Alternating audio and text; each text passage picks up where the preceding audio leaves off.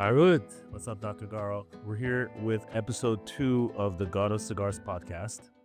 Today, I wanted to talk to you about blending.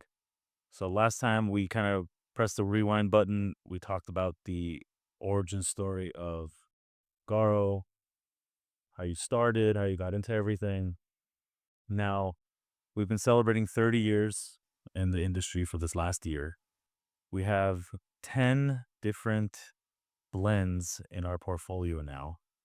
So essentially, we have everything from a beginner smoker to a seasonal smoker. Yes. But how do you come up with a blend for a cigar? Where does it start for you? Well, for me, it starts from in the past, the cigars that I smoked. And in the 80s, 70s, and 80s, and mid 90s, I used to smoke Cuban cigars. And I had my favorites taste, the blends that I used to from each brand. And I always try to kind of imitate what I remember and I cherish because, again, like my slogan say, feel the passion, savor the moment. I want everybody to experience that.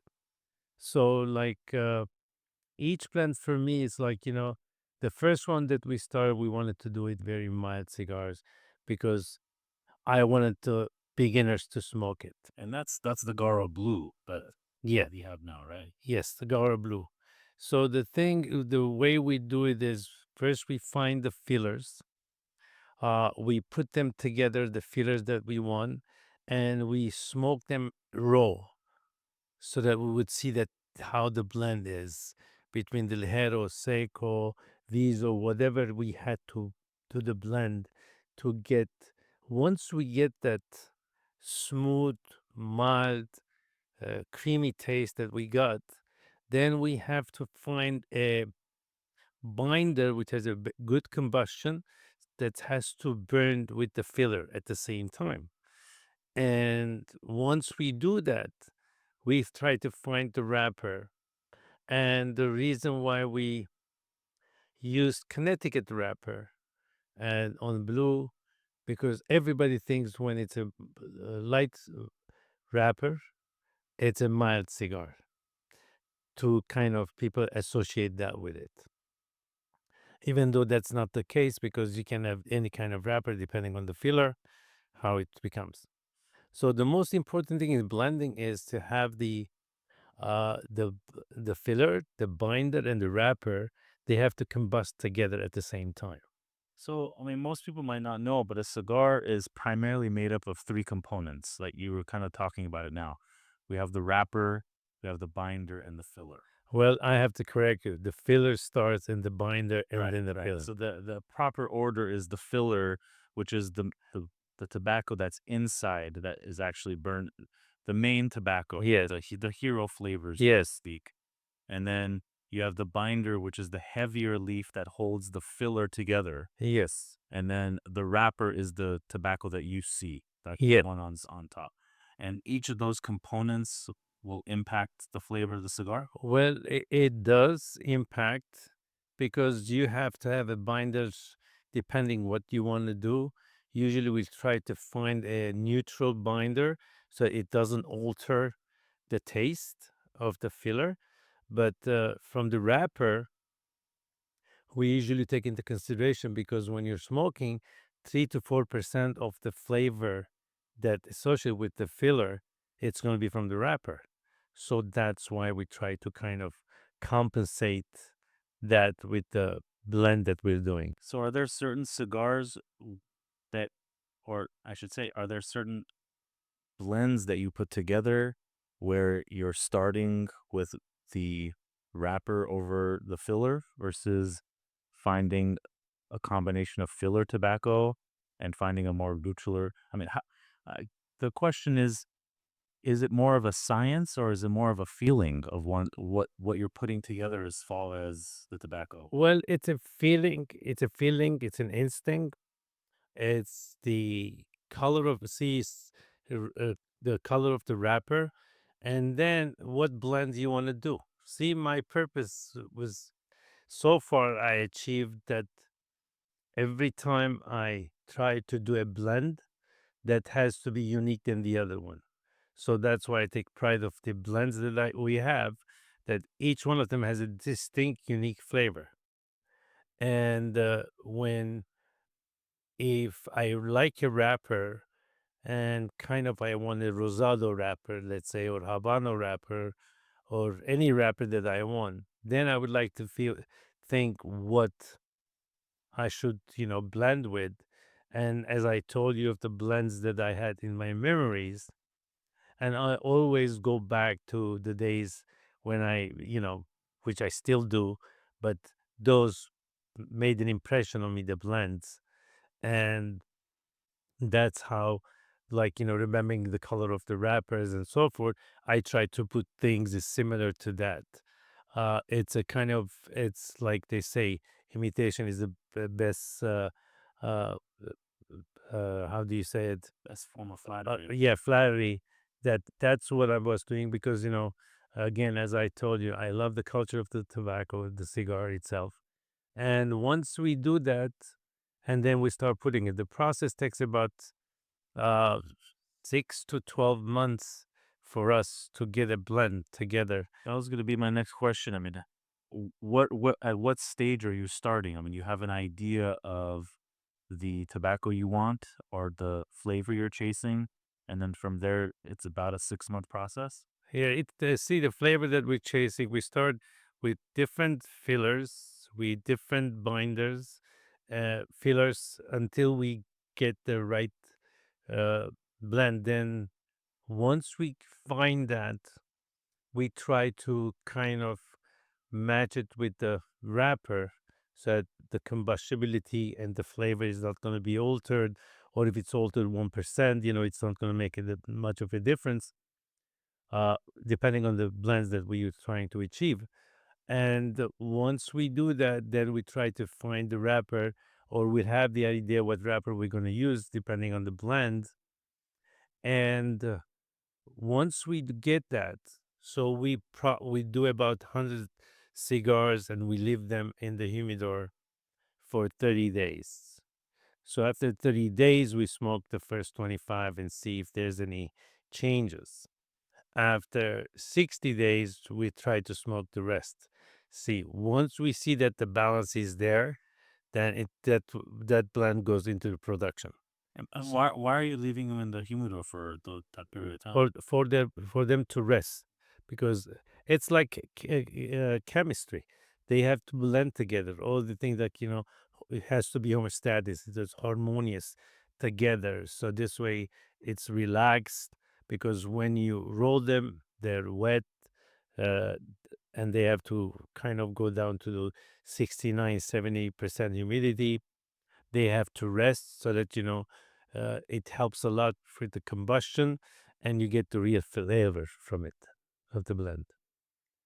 So you're when you put these blends together, you were saying you're kind of chasing or trying to bring back some of those classic Cubanesque type of flavors that you smoked, right, in the 80s.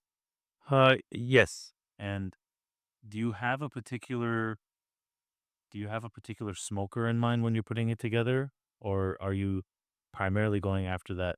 We see so many different trends with tobacco. A popular rapper, a popular region. We're primarily Dominican uh, cigar, but is there any particular smoker you have in mind when you start putting a blend together? No, I put them in general because it's like uh, as I always say that it's I don't chase something whatever the trend is. I try to do something that it's enjoyable, and I would like everybody to try it because you can't become a I'm going to call aficionado for the purpose of this conversation, because you can't smoke one type of cigars and tell them you know about the cigars, because the blend and during the and by doing that, your palate kind of develops. So this way, if somebody gives you a cigar, if they tell them it's mild, you will know how to enjoy that mild cigars. because I enjoy all kinds of cigars, from mild to medium to full body. Even though I have a jade taste and I smoke full bodies, but it doesn't prevent me from enjoying a good mild cigars with single malt or a coffee. You're able to kind of tell if it's a proper blend. It's a proper blend that's put together, right? Because there are mild cigars where, with your palate, you can probably tell that it's a couple things are off. I mean, have you ever smoked a cigar like that where you can tell the blend is off a bit? Well, yes, I would be able to tell that. And as a respect to the manufacturers, usually if I was given with a label, I would take the label off after an inch and a half and throw the label away and put the cigar down because I don't want to influence, because palate is a unique thing. Everybody has a different palate. Everybody can call mild, medium, full body, depending on your palate. So that's why my recommendation is, when you are smoking a new blend, a new cigar that you haven't smoked, always smoke it with water. So this way you clean your palate. Every time you take a puff, it will hit different notes on your tongue. And this way you would know if it's really enjoyable. So, because if you drink with any alcoholic beverage, it's going to tint your blend and you're not going to get the full flavor of cigar, because then you're not doing favor to the cigar or the alcohol, because, they're kind of It's gonna impact your palate. impact. You're Yeah, not gonna get the full benefit of what the blend will exactly. experience. Exactly. When you're putting these blends together, how do you source the tobacco? Where do you get it from? Well, we purchased the tobacco. Milton and I, we purchased those tobaccos from different farms, and we have them, or we buy them from people that they fermented. We go and we check the tobacco, and once we know we like what we tasting, and we buy them and we bring them to the uh, factory, and we start doing. I mean, before buying all these things, of course, we've done the blending, because we buy, like, a couple of bundles of tobaccos, and uh, put them uh, to blend together.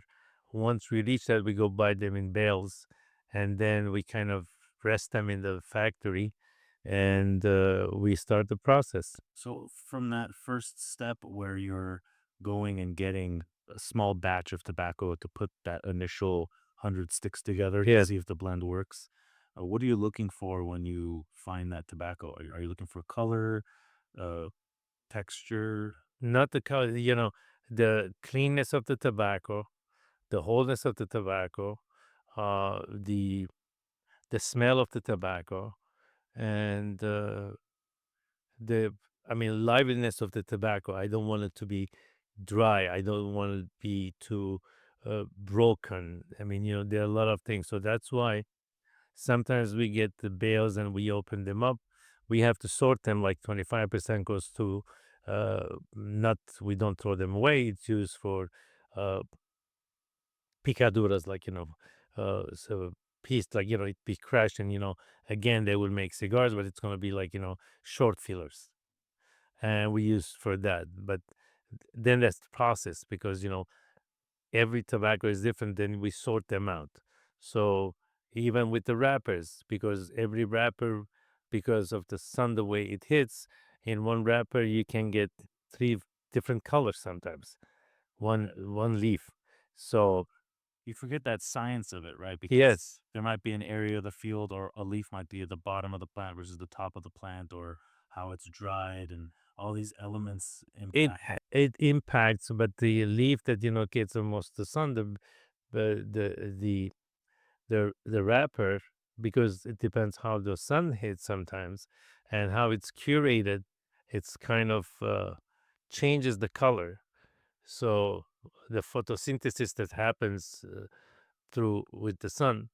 So that's why when we do it, that's why we get, when do the cigars, we get about two different blend colors of the wrapper. I'm sure you've seen it. There are sometimes, people you go to cigars and you see like, it's the same cigar, but they have different wrapper colors. I mean, yeah, I mean, we've had instances where you can open the same box of cigars and the wrapper might be a little bit different because, I mean, they're also packaged so the colors all match, but it's the same wrapper. It's the same But wrapper. of course, the color is going to be different. A little bit, yes, but at least, when we do the packaging, we try to make it that everything looks At least one box. is the same. I mean, it's not a drastic difference in color between the two boxes, but you do see, especially with for us that we see boxes and boxes of cigars. Oh yeah, you have to make that's the part of the quality control Yeah, because we just don't want to put in a box like have four different colors. yeah, I mean, it's like it doesn't look nice for the sight, right. and then it turns off, even though it can be great smoke. But again, it's a fee in the seeing. It's that perception that they're receiving a product now that might look a little bit different. But you see, you have to know. See, with the cigars, it's the texture, the look. It's gonna attract you. Those are the things that's a part of the taste that comes with the smoking it and the smell of it. Yeah, And but the look is very important when you're getting the cigar for the first time. right. The texture, the construction of the cigars. So, to talk about more about that consistency, I mean, a lot of the times when we make a blend, especially with something like the Garo Blue, um, or even with the Edición Limitada, which, 10 years ago when we did our rebrand and we debuted that cigar as kind of the new cigar under the new band, under the Garo Cigar band. Um, how do you maintain the consistency of a blend like that over a number of years? Well, every time we do the blending, when we finish and we get new tobaccos, let's say, we sit down and we blend the way it was blended. Now we see because remember the tobacco is like grapes. One year you have very good grapes, some years you won't, mediocre. But what happens is with the tobacco, some years the ligero, which is the strong one, becomes a weaker than the seco, which is the strong, mild tobacco becomes stronger. So we try to find the ratio. At least we try to kind of 95 to 96% bring close to the original blend because it's a fermentation. Because when you do fermentation, each tobacco you'll get the same taste, but it's going to be different. But we do the blend again. We do taste it before we go into the production. We just don't go because we have the leaf.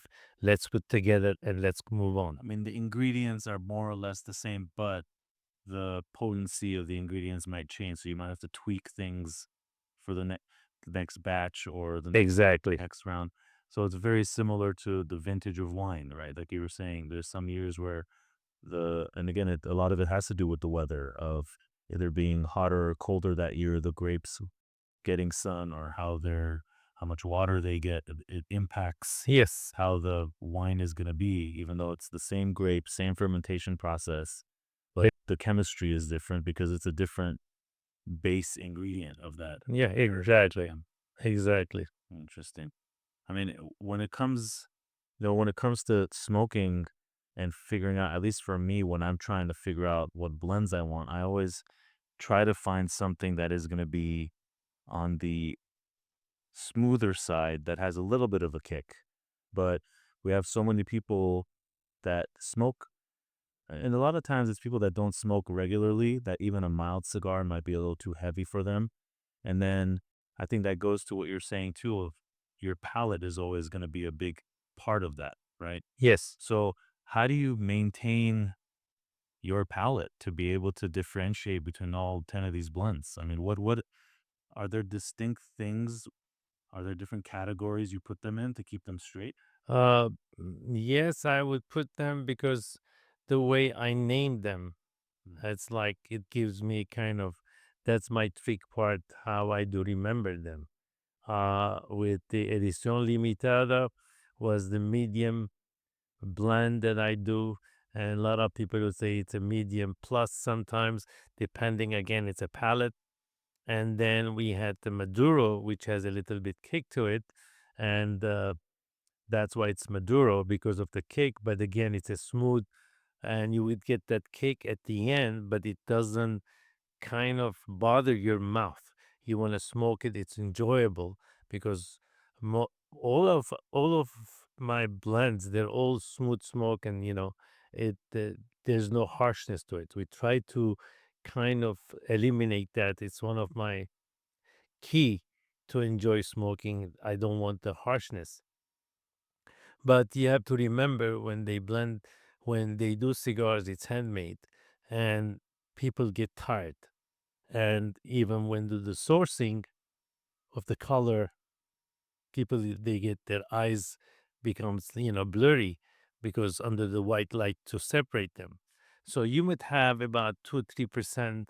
Sometimes you get a loose one, sometimes you get a plugged one, but that's the uh, retailer job, if it's something like that happen, to tell the manufacturers so that they will exchange it, because that happens. It's not machine made; it's handmade.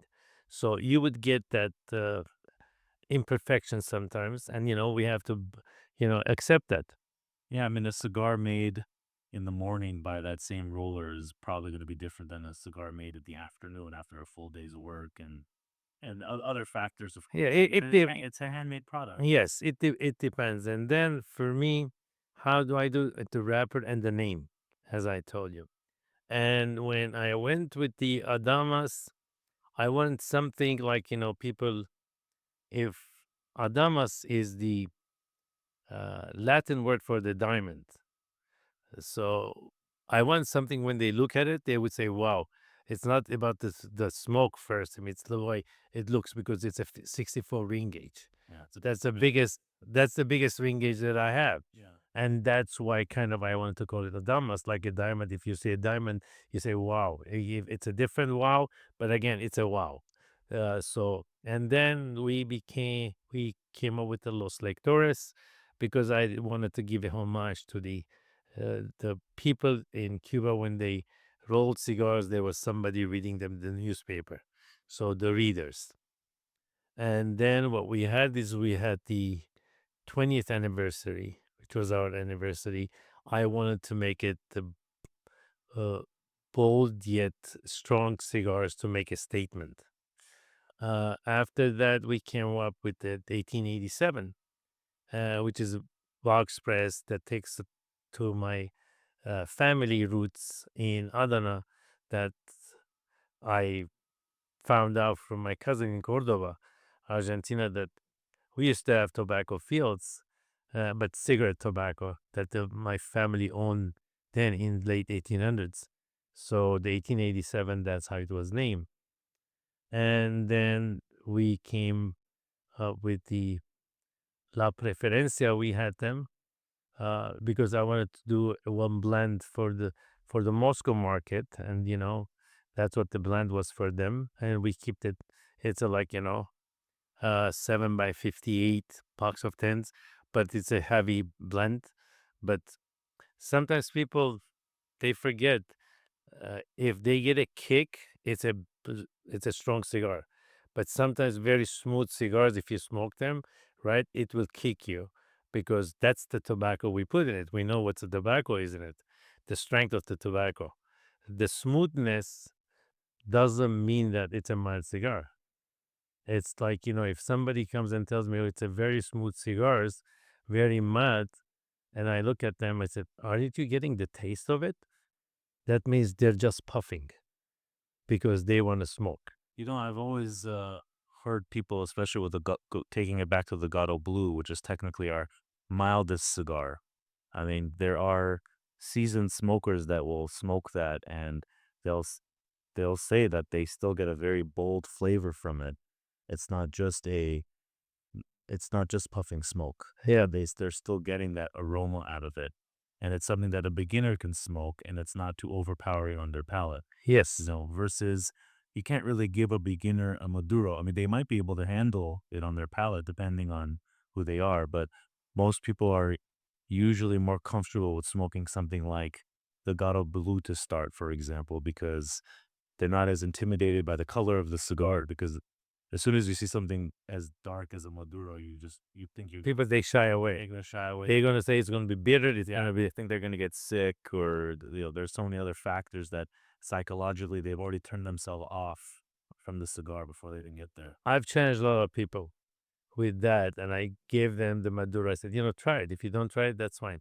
And I'll tell them, I know the guy who makes them. So, so You could you know, probably complain with the owner. yeah. And then when they smoke it, because I light them and give them, because the most important things in smoking a cigar is the lighting process. It's the ritual that you have to do, lighting it right. You don't have to rush. So that when you're lighting it, your smell sense starts picking the smell of your cigar. Because once you start smoking, you're not gonna smell it. So once you start that right and you're heating the cigars, you have about a couple of millimeters of ash all around. When you smoke that, it's gonna come much cooler, and you're gonna get the flavors more, and not gonna have bits of tobacco on your tongue to clear it. And what I do right now for the last 2 years, uh, being a physician, and I ask people, when I ask them, what would you like to smoke? They will give me a brand name, and I would tell them, no, please give me your palate. What do you like? When they're hesitant, I will ask them the second question: what is your to go food? What is the food you like to eat? And they're still not comprehending why I'm asking their food. And then if they answer, I would ask them my third question: what is the drink to go is? So once I get that, I try to put the blend together, and the blend that they would enjoy it. And I would give it to them. And I'm proud to say that 95 to 9, I'm not going to say 100%, but 95% of the time, I'm successful that people that I give the cigars, it's to their palate. It hits their palate. They will enjoy it. That's the key for me, to them enjoy smoking the cigar rather than taking a puff. So, based off of what you get from them and understanding at least a range of what they are going to enjoy, Yes. you're able to make the recommendation based off of, our portfolio to kind of get them started on the right foot Yes. versus, again, that you're not going to give a beginner a Maduro, but that same beginner or, uh, I guess, beginner smoker, you might give them a medium bodied cigar because based off of what they're telling you, their palate can take. Yes. Say, "Oh, actually, try this one." You actually don't need to start with the Garo Blue. You can start with an Adamas. You might be able to start with the Edición Limitada or the 1887, which is going to be more on the medium side, and you're going to get that bold flavor. Your palate will respond to it better, right? Yes. Yeah. Exactly. You mentioned about the process of lighting. I mean, we're talking about blends, but is there a right way to light a cigar? No, the right way to light a cigar. It's take your time. Don't rush. Don't stick it in your mouth and light it like that. Hold it in your hand, warm it up, turn the cigars, get about a couple of meter ash all around, and then smoke it. So you're not looking to char the front of the cigar to get started. It's a process of warming the tobacco. Yes, yes, I always used to tell people, a lot of friends that know that we're in the industry, and they were getting started in smoking cigars. They would always kind of wonder why I was slower in lighting the front of the cigar and kind of waving it, yeah, letting the air pass through it. And I always used to tell them that, and I guess this goes back to what you were saying about, the cigar needs to rest. I mean, there's so many elements to it kind of coming together. But as soon as that combustion starts, that's where the real chemistry of the cigar comes into life for the blend to come together. exactly. You want to warm the cigar rather than rushing through it, which is also how some of these guys probably got sick because they're Well, just smoking very quickly. yeah, Yeah. that's why. First of all, if you smoke fast, it's gonna be very hot. You're not gonna be able to handle it. That's why you get sick. That's what you get nauseated. And that's why I give my recommendation how to smoke them. I said, when you take the couple of puff, cou- count in your head about till 60, and then take your second puff. Because kind of, if they condition themselves doing that, they'll become a very slow cigar smoker, and they would enjoy smoking the cigar rather than making puff and blow smoke. All right. I mean, again, it's a process. I mean, it's built into our slogan. Now, Feel the passion, savor the moment. yeah, it's you want to create that moment for yourself. It's not something that's going to be a rush because I mean, ultimately you can get sick, but also you're gonna lose the whole reason of why that cigar was created in the first place. Yeah, and why you're smoking a cigar. Yeah, yeah. I mean, out of our 10 blends, what would you say your favorite blend is? Everybody asks me that. Yeah, yeah. Who's your favorite kid out of the 10? They're all my kids, and it depends what time of the day I'm going to smoke. It Good all depends on my mood. answer. No, that's all. That's the truth because if I can smoke my cigars, I can't talk about them. Right, I mean, I have a J taste. That means I enjoy the bold and strong cigars. That doesn't mean that avoid prevents me to smoke the mild cigar. right. It depends. In the morning, I'm gonna have a blue. I'll have a blue. And for me, I never reject any cigar people give me because again, I had the respect of the people they cultivated, they pruned it, they fermented, they cured it, they rolled it, they packaged it. I have respect to those people. That's why I would like to smoke any cigar they give me. If it's to my palate, I will smoke them. And I tell people because when they give me the cigars and they say, okay, after an inch and a half, how is it? I tell them, if I didn't put the cigar down, that means I'm enjoying.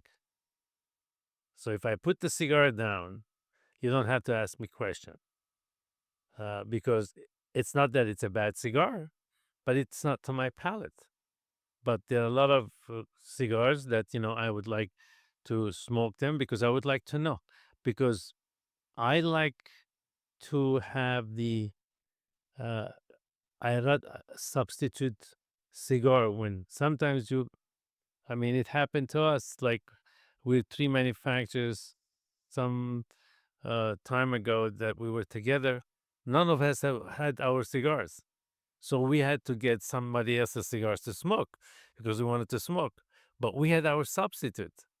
We didn't have an option. Sometimes we do options just to find out that their blends how the cigars is. Sometimes we are surprised. Then those unknown brand, they have good blends. And that's why I tell people you should try new blends. I mean, you can't go to In and Out Burger and eat hamburger and say that you're a great hamburger connoisseur. You have to have a different hamburgers from different places. Maybe hole in the wall would be much better than Maestros or big companies or big chain restaurants. Hole in the wall will have a better uh, hamburger. I mean, that's a great point. Of you need to be able to smoke all different types of blends. You don't have to finish the cigar, but to at least to give the respect to the manufacturer. And it's nice to kind of hear you say, you see the cigar, you're not just seeing the band in your mind. You're thinking about the entire process of what made that put that cigar in that box and Exactly. Yes. yeah. I mean, I'll never forget from my first main introduction of smoking cigars. I mean, my first year of law school, when you went to the trade show, uh, everyone was wondering, "Oh, where's Hadut this year?" And he's like, "Oh, he started law school, he can't make it." And then everyone brought samples over, or people in the industry. Just, at one point, you came back with about 350 cigars on the Yeah, for you. for me. And so I put them in my humidor. In that first year of law school, I would smoke one cigar a night from different manufacturer, on a range of stuff.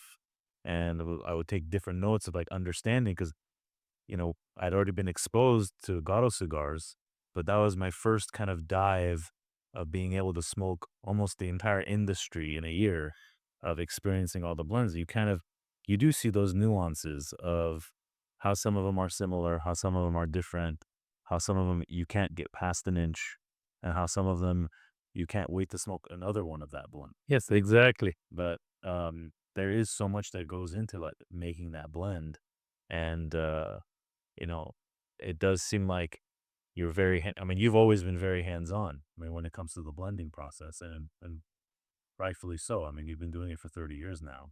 Yep, and I love it, and every time I learn something new. Yeah. I mean, I can only imagine. I mean, going to the factory, working working with the people down there, and again, knowing every stage. I think that's kind of an important part of the kind of appreciating the impact every step of the way it has on the industry, right? And Yeah. that final product. Yes, it does. Is there anything else you want to add as far as the blending process for Garo cigars, or No, in a nutshell, this is it. I mean, I like it to keep it very simple. Simplicity sometimes is the best product. I don't. I tell the same. I tell the same story every time I meet people. So my story has never changed for the last 30 years. yeah? I mean, we've always stayed consistent with having those kind of consistent blends, not chasing kind of the gimmicky stuff or the trendy stuff, because a lot of that stuff doesn't last at the end of the day. Well, for me, as I said, I love the culture of the tobacco. I'm passionate, and I'm one of the fortunate people that I have two passions that I live on a daily basis. It's the chiropractic and the cigar. So I just don't go to work. They're my passion. So, Right, you're playing every day. yep, You're playing every day. every day Yeah. for the last 30 years. Well, Dad, thanks for sitting with me for episode 2 of talking about the blends. It was my pleasure. Yeah, we'll have to get together soon. I think on the next episode, our plan is to talk about the industry itself.